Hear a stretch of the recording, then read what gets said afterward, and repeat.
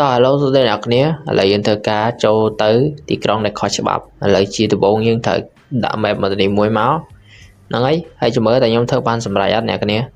យល់តែឥឡូវយើងចូលទៅយកឡានទៅនៅវិញជាសិនអាយ៉ាសិនឡានទៅនៅយល់ទៅយើងចូលអាទីក្រុងទី2ហ្នឹងយើងចូលដោយខុសច្បាប់ណាអ្នកគ្នាចាំមើលខ្ញុំអាចមានជីវិតរស់ទៅដល់អាទីក្រុងទី2បានអត់យល់ខ្ញុំទៅក្លុកប៉ូលីសក្នុងទីក្រុងហ្នឹងហ្មងយល់ទៅបើអ្នកគ្នាចង់ឲ្យខ្ញុំលេងអីប្លែកៗអ្នកគ្នាខមមិនខាងក្រោមហ្នឹងមកសម្រាប់ GTA San Andreas ហ្នឹងខ្ញុំលេងវីដេអូអីប្លែកៗអ្នកគ្នាមើលឥឡូវធ្វើការជិះឡានទៅយ៉ាបើថាជាជនហ្នឹងយ៉ាចិត្តបុកដល់អ្នកជីវល់វិញហ្នឹងឥឡូវឡានខ្ញុំប៉ោងអាមុខមួយអី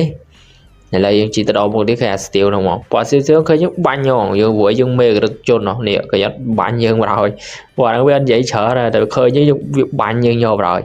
ឥឡូវយើងក៏មកនិយាយច្រើនអីឥឡូវយើងធ្វើការជិះយ៉ាបុកឡានព្រីដេញឆុយឥឡូវយើងធ្វើការជិះទៅចិត្តដល់អ្នកគ្នាជមើលតែខ្ញុំអាចទៅលួចយើងជិះទៅដល់ហ្នឹងចាស់បុកឡាននេះមួយយើងជិះទៅដល់អាកន្លែងហ្នឹងយើងបើកឡានតម្លាក់ទឹកយើងយកឡានអាធំមួយនៅក្នុងrồi mới ở vì miền Lan thông môi này được lại nữa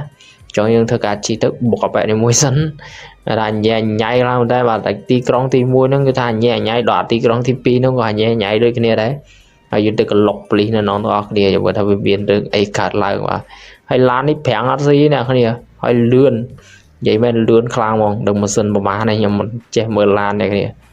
là dùng được cả chi tới chuyện đó nè cái này bọt mình tí đỏ lại rồi mọt đấy giờ buộc gộp lên người dân